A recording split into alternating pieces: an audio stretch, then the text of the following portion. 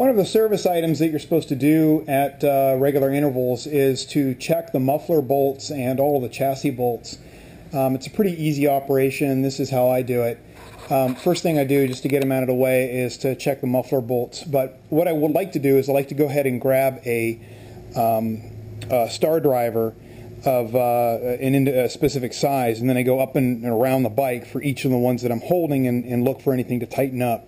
So for example, I'll go ahead and tighten these up, and any kind of star drivers. This is a little bit bigger, but I'll get those. I'll get these. I'll get those. I have those Adventure Tech lowers or peg lowering kit, and just go through here and just tighten them ever so slightly just to make sure that they're not coming loose. And basically I'll go all around the bike looking for anything with a star driver to touch. These guys I just did recently, so there's no need to tighten them up. You know, that,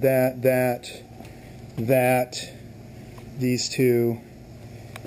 You know what I mean? Just you get it in your head, you know, what those things look like. And you just look for them and you tighten them up. This takes a couple of Phillips. I'll do those later. But so that's what you do, is you go through and you look for anything and everything that you can just snug up and just, you know, find out. I'll come back on these, but find out if any of them are loose or coming loose, and then keep an eye on them if they are. Then what I'll do is I'll come back with a wrench, basically with a wrench set, metric of course.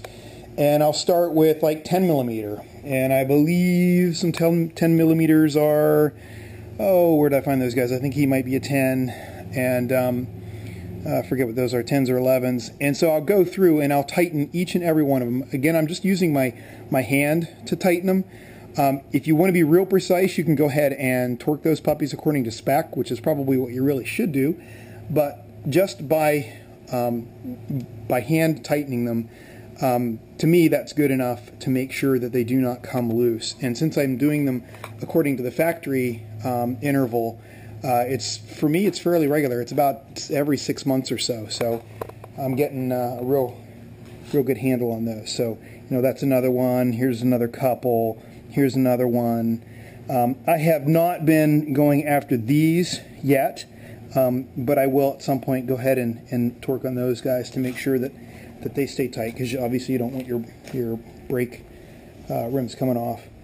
So that's basically the procedure for tightening the muffler and the chassis bolts.